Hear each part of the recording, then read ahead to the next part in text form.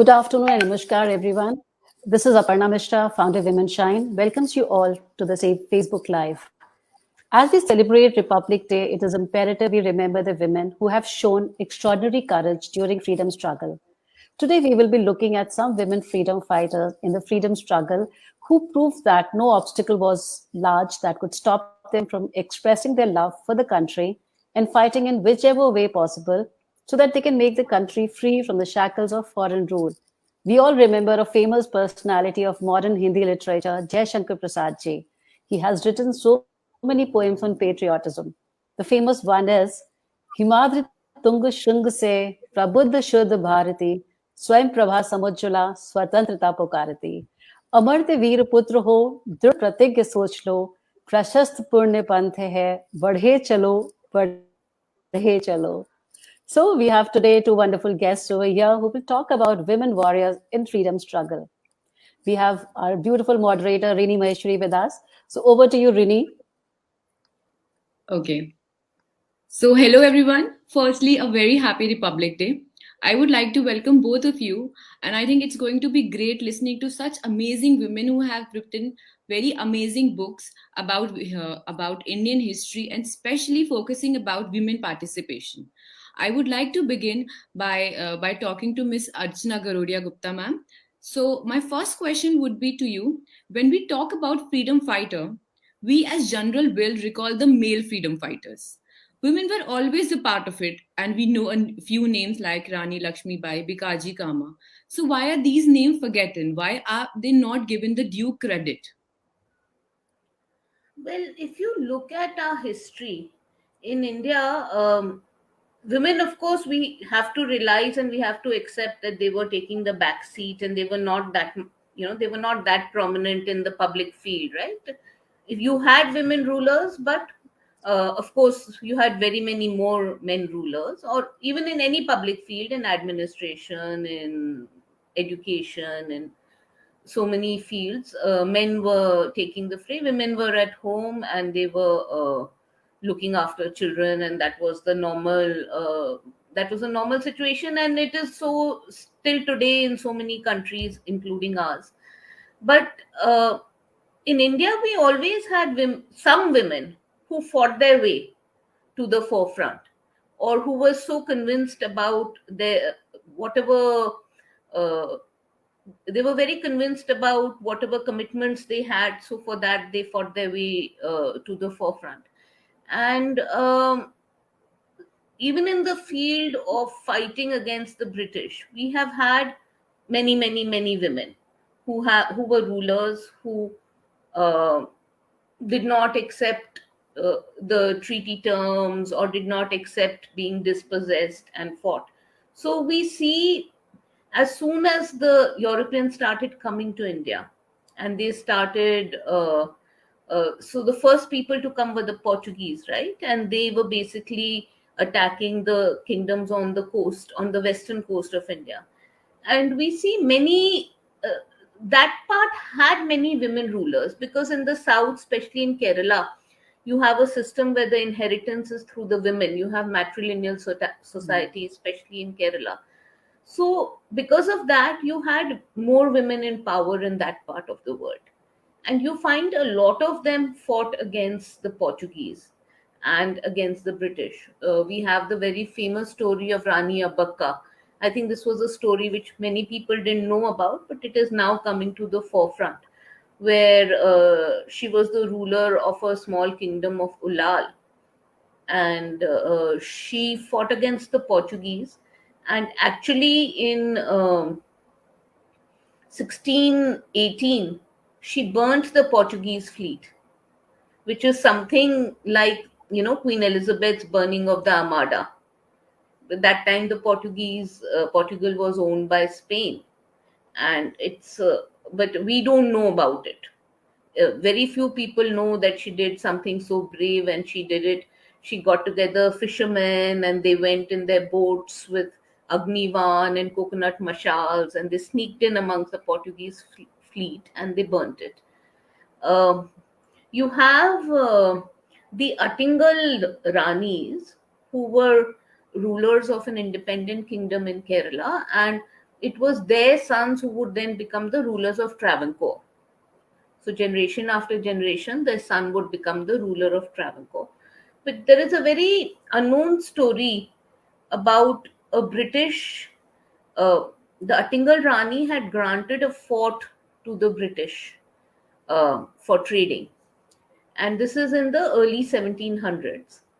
And the British were misbehaving with the locals, and they were fighting with the oppressing the locals. And you have that these British were invited and actually to the king capital, and they were actually massacred, all of the British.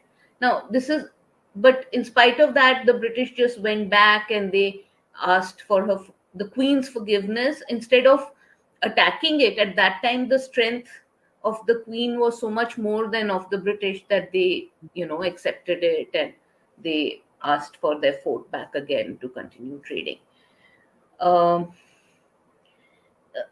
I think what happens with Indian history is that typically, because India is so vast and there are so many stories, people Yes. pick and choose, and some of them become known and some of them get lost. So I think our job as historians is also to bring forth these stories which are there. They are available but not as well known, to Yes. research them and bring forth a correct version of these So can stories you and to share it with people. Yeah. So So, can you name like a few others who are less known but have done like really brilliant work in this freedom struggle in the southern part? Can you name a few like female freedom fighters who have done great work but are still unknown to the general people? one example I'd like to bring forth, and this is an interesting story because this is a freedom fighter who actually won. You see, most of the stories which we have are of queens who fight the British and lose bravely or die at the end. But this is the story of a lady called Velu Nachiyar, who was there in the late 1700s in Tamil Nadu. She was the wife of the ruler of Shiv Ganga, and the British took over her kingdom, killed her husband.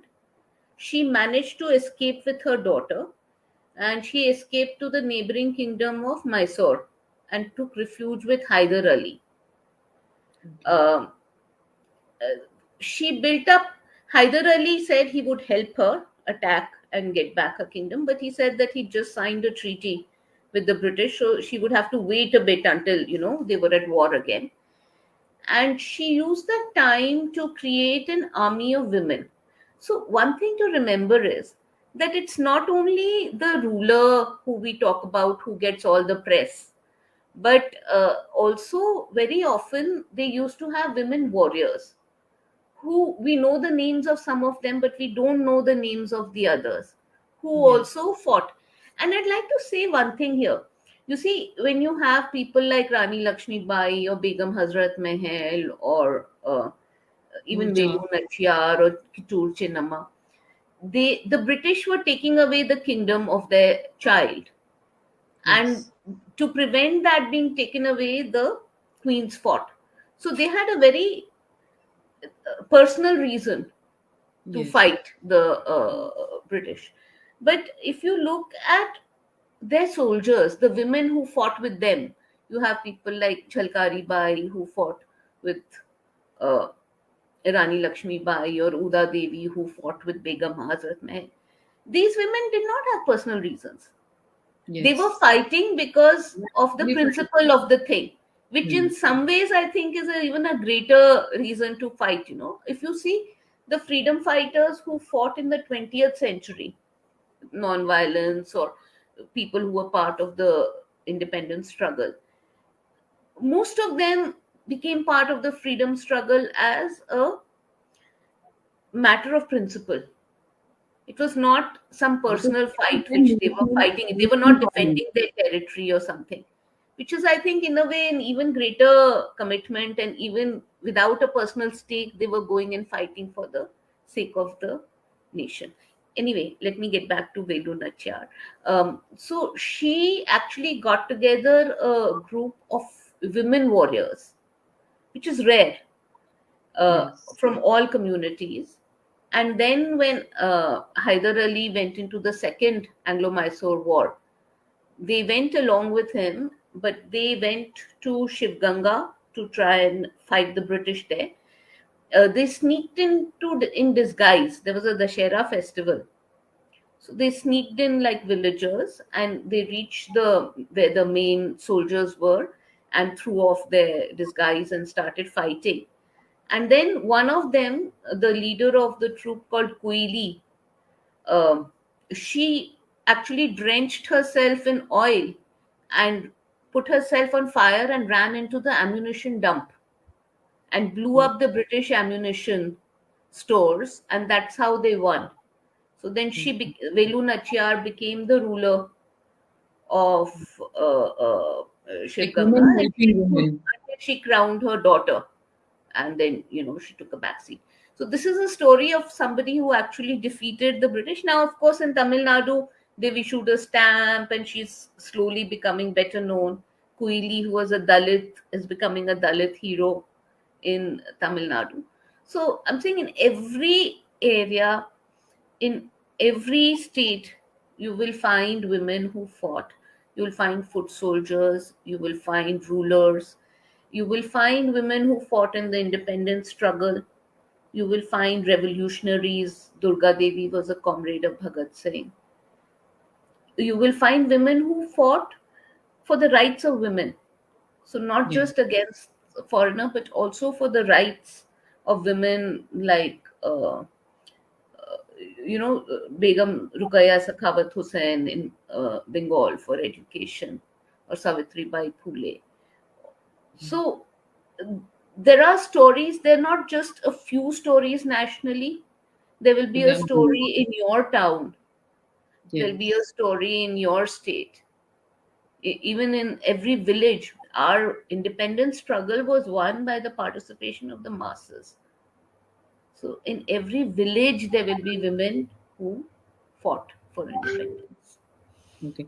Acha, as you just mentioned about Savitri Bai Phule, so she was helped immensely by her husband Jyotiba Phule.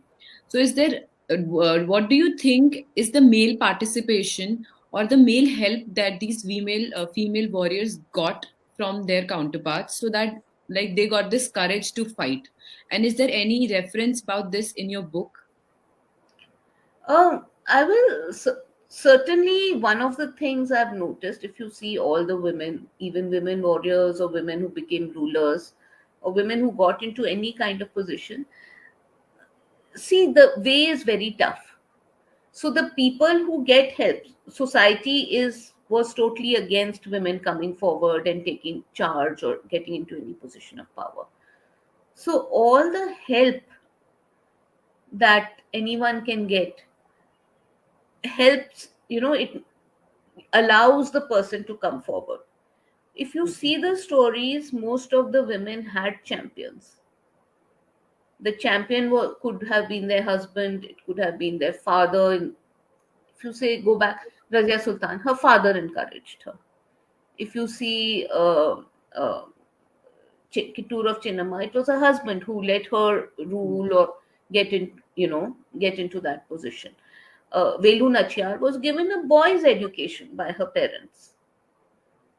So yeah, So you do need that help. There are that very they've few all. people. Yes, I'm not saying it's not possible without the help of your family, husbands, or other family people, but if you get the help, it becomes that much easier. And if you actually see the stories of the women, many of the women, they have been helped by the men in their family. There is a very big role, Yeah. especially at the time of education.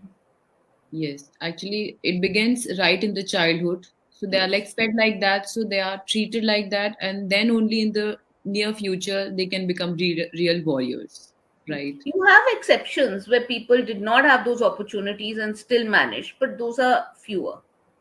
Yeah. Thank you so much, Archana ma'am. Now moving to Rahim Unisa ma'am. So congratulations for your book. I think it hasn't been released yet, but we are waiting for it. So your book is basically dedicated to Sarojini Naidu. So my first question would be, when we talk about Sarojini Naidu, we recall her as leader who emerged and ignited the fire of patriotism. So what qualities do you think a woman should develop to be an passionate leader like her?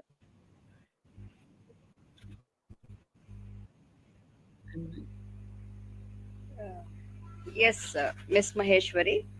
As you said, the book has been released by the Andhra University Vice Chancellor, but not yet reached Sarojini Naidu's abode due to COVID-19 reasons. We are still on the street. As mentioned by Archana Didi, I strongly acknowledge that very few women have the courage or the quality or the traits, inbuilt traits, to come out and fight both at the personal front, professional front, as well as national front.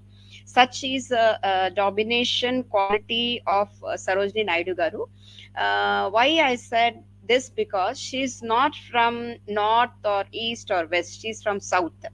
A person from south, maybe hailing from Telangana, this side Andhra, that time we were combined states.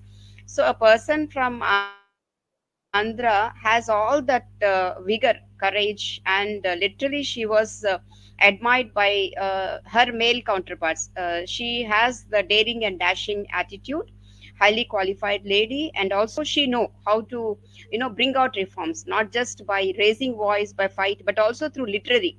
Those days, I think education, when it was not as good as it was today, literature was a perfect tool to reach to the masses one way. So I think that has caught her attention, and she has that literary skills through which I think we all admire. And a second important area where we admire Sarojini Naidu Garu is she has been risen to the position of being a governor. So that was also a very good attribute. Political participation of Sarojini Naidu Garu was of immense impact on the region. So that was one area which I think women should dream, and women should literally showcase their quality of participation, not just dominating the show, but then equal participation.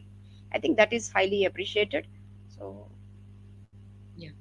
So Sarojini Naidu had a guru, that is like Gopal Krishna Gokhale, who encouraged her to raise her voice so that the whole of India could hear her. So I would like to know, what does a role a guru helps us? Like, what is the role of a guru? And women be a guru for herself? oh yeah, why not? If you take Guru, the role of Guru, we have one Sanskrit sloka called saying that Guru Brahma, Guru Vishnu, Guru Devo Maheshwara, Guru Sakshat Parabrahma, Tasmai Sri Guruve Namaha. Guru is Tridev, Guru is Shivji, Guru is Sri Vishnu, and Guru is Brahma. When Hinduism believe in Trinity concept, three days are the forefront lords, right? So they said the Lord may not be at your shoulder, at your head, and at your brain, and your heart and soul. Your teacher is your Brahma. Your teacher can rewrite your destiny. Your teacher can mold it. Your teacher can create your, persona as such. So that is Brahma. And Vishnu and Maheshwara are known to be creators and destroyers. So a guru has that kind of a qualities of being a lord of the lords, where he or she can shape you. Since we believed in male domination and emancipation, maybe they said Guru Brahma, Guru Vishnu, Guru Devo Maheshwara, but we could say Guru Lakshmi, Guru Saraswati, and Guru Parvati as well, because we believe in equality concept. And if we worship goddesses, Goddess Saraswati is known for her, I need not tell you what Goddess Saraswati, the place she enjoys in our mythology, in our Vedas. Even Saraswati Puja भी इसीलिए हम करते हैं. तो guru, I think lady is the first guru, your mother is your first guru, your teacher is the first guru. I think women, who else would be the best teacher for you than a female counterpart? To me, I understand female teachers are perfectly but the problem is nowadays gurus are commercial gurus. So that is another edge which I think should be ruled out from this liberalized, privatized, and globalized, economy. Now you don't find that kind of gurus which give you a solution to the problem. They are rather, these days you find gurus who are even molesting students, and then doing some kind of nonsense. Maybe the criminal gurus also found here. So that is the difference between the past and present. Yeah, that's right actually. So women empowerment has been a journey, be it unfair practices, adequate representation, or academics, etc. There has been many.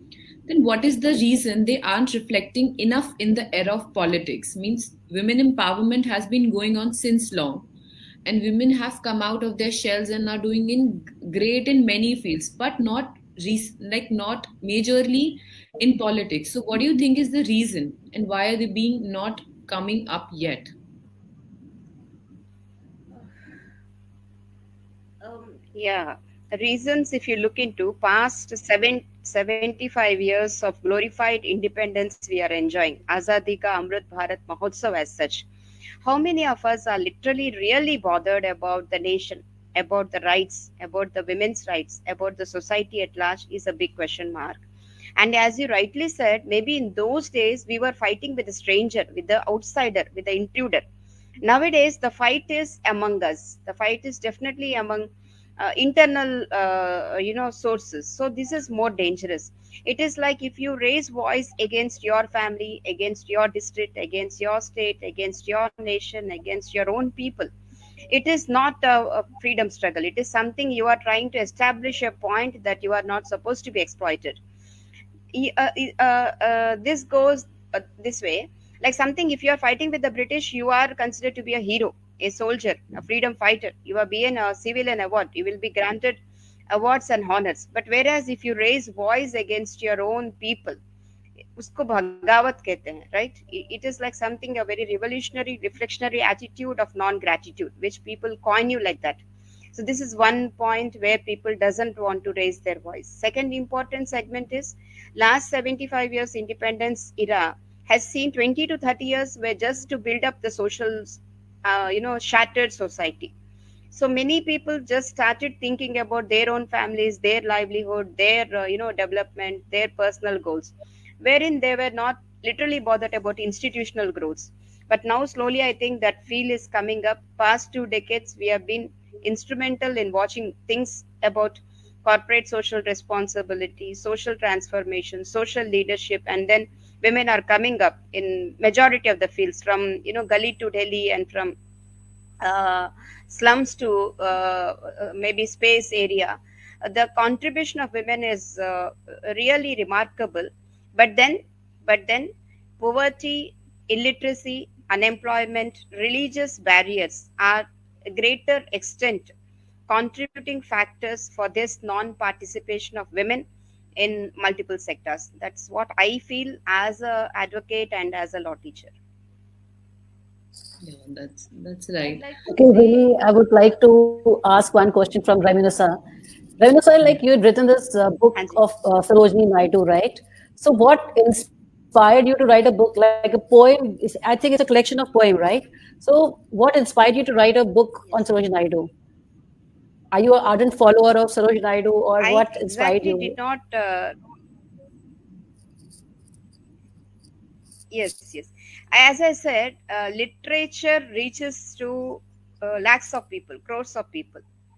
Okay, one thing. Second thing is, I am an ardent fan of Mahatma Gandhi ji. The reason I am a lawyer. Second is Durgabai Deshmukh. I do lot of social work and social service, and I just want to create some kind of institutional support for the destitute women. Third important freedom fighter, which I strongly admire from the height of my heart, is Sarojini Naidu garu. Sarojini Naidu garu, apart from though she is not an advocate, but then I admire her political skills and her participation in education. We have in state of Telangana, Hyderabad, her golden resort. Her house has been converted into a golden resort, a University of Hyderabad, right? So where her poems, especially Bangle Sellers, a small poem, when I was studying degree or so, I just fell in love with that poem, Bangle Sellers. Little, the theme is very small. Bangle is a very small item as far as the universal possession is concerned, but she took up and she wrote, and there you see she reflects the entire history of a womanhood into the bangle culture, wearing of the bangle, not wearing of the bangle, the colors of the bangle, the voice of the bangle, so on. That's where I felt admired towards her writing style. A very small piece of ornament, but that has volumes to say. From that time, I was thinking I'll do something on this. Then COVID 19 has come, and COVID 19 has given us unwarranted lockdown. We were at home, so not knowing what to do in confusion and dilemma. Then I penned down 21 poems on COVID and women's issues, migrant issues, how to fly, where to go, whether to take vaccine or not, whether to be in lockdown or not. If in lockdown, what about economical position and online Right. education, offline education? So much of confusion. There I penned down 21 poems. And I thought, if it is something to law, I have to give it to Gandhiji. If it's something to do with institutional building, I have to give it to Durga Bhaiji. So this is the only occasion where I can connect myself to Sarojini Naidu Garu, and I have approached that university authorities. They said, "Welcome, Rahimunisa. You are all the more, fascinating personality for us. But let us not take COVID into count. Let it be over, and then we will invite you." So that was the connect between me and Sarojini Naidu Garu. Okay, that's lovely, lovely. So, is it the book is available on Amazon, or like how you're doing marketing of this book? I will definitely bring it to Amazon and dedicate this to Sarojini Naidu Garu. And as well, I belong to All India Women Conference. This is a 90 plus year NGO in India, very popular and famous. There again, Sarojini Naidu Garu was our past president. Even through AMWC also, we are trying to make it a very huge success with the support of the president Lovely, and present secretary Kuljit Kaur. great. So, I think it was great interacting with you two amazing personalities. Archana, ma'am, I've always admired you. You were there in my Women's Shine as well. So, really, I'm an ardent fan of yours. And of course, Raghunasan, uh, many congratulations. All the best for your book. I hope your book is one of the best sellers. So, I think let's wind up. And thank you Thank you so so much. much. Have a great day. And thank you, Rini, for your moderation Thank you so support. much. Thank you all. Thank you. Thank you.